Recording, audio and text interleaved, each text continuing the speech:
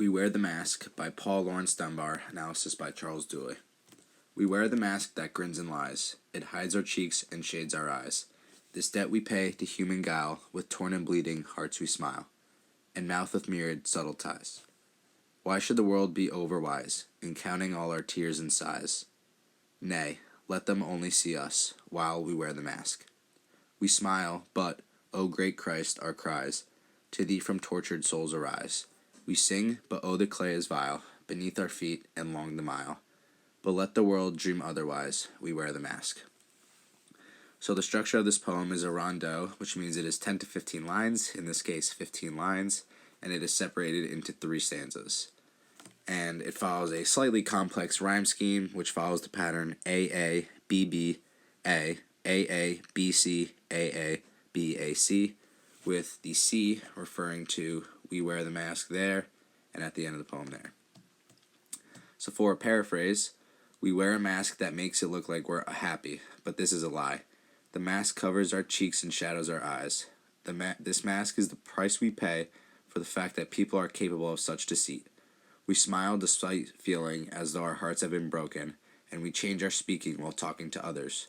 What use it would be for the rest of society to pay attention to our suffering? No, society uses us when we wear the mask. But even as we smile on the inside, we're crying out to God from our tortured souls. We sing, but the mud beneath us is gross and long. Despite all this, let the rest of society think we aren't suffering while we wear the mask. The first poetic device used is personification, as in line 1. The mask is given human-like traits such as grins and lies, and in the second to last line, the world is given the action of dreaming.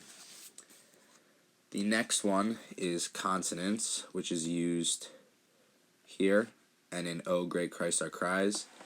As in this line, the W consonant sound is used in Y, world, and over wise, and in this line down here, the R consonant sound is used in great, Christ, and cries. The next one is apostrophe, which is used in this one, and apostrophe, which is a figure of speech in which the poet addresses an absent person or abstract idea, which in this case is Christ, is used here as Dunbar calls to God for an intervention. Imagery is also used in the poem 2 times, and it is a form of visual imagery, as torn and bleeding hearts, and we smile, and beneath our feet are visual feelings. And the entire poem is an extended metaphor of mask, which illustrates the false persona that people put on to hide their real feelings and true emotions from other people. But in this case, the mask is forced. These literary devices are used to stress the importance of the main points of the poem, as personification and extended metaphor are used with the mask, which is the main idea of the poem, as it is in the title of the poem. And imagery is used to get a real sense of how the African Americans live their daily lives with torn hearts and as they put on a fake smile. One analysis, the first line, the mask is representing the covering up of these post-Civil War African Americans' lives, and it is covering up the emotions, and it is producing a lie. It hides our cheeks and bones. This is simple, it hides who they really were. This debt we pay to human guile. The human guile refers to deceitfulness. And with torn, bleeding hearts we smile, and mouth with myriad subtle ties, which refers to the standard to which African Americans were held to and how white elites thought they were supposed to act.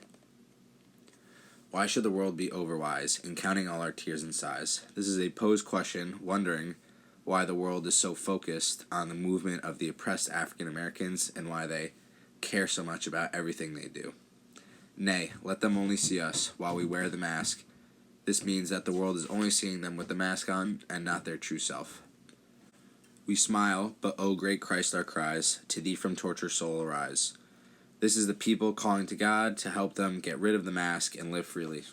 We sing, but oh, the clay is vile, beneath our feet and long the mile. This means that the people are singing and smiling through the pain while standing on the vile, unjust earth. The long mile of mud represents hope, as well as it represents the long road ahead to ending racism. But let the world dream otherwise. We wear the mask. These closing lines are referring to the world's blindness to the problem as they continue, as the world, and white elites specifically, continue to dream that all is well with equality. For an overall interpretation, this poem is about the lives of African Americans in post-Civil War America. Dunbar explains how the people who wear the mask in the poem, representing the African Americans, had to pretend that life had gone better after the war. The African Americans were forced to hide their painful realities and frustration under the mask of happiness and contentment, which was worn in order to please the powerful white men and women who controlled them. Dunbar has ultimately compared the wearing of the mask to hide the true emotions of a person to the suffering against the oppression faced by the African Americans. So, the themes in this poem, which are racism and deceit, can relate to Paul Laurence Dunbar's life because both his mother and father were former slaves for most of their lives, so he had a first-hand understanding as well as a first-hand source of knowledge of the painful realities of slaves, and he could have easily gained the knowledge that slaves had to put a happy mask on every day of their lives.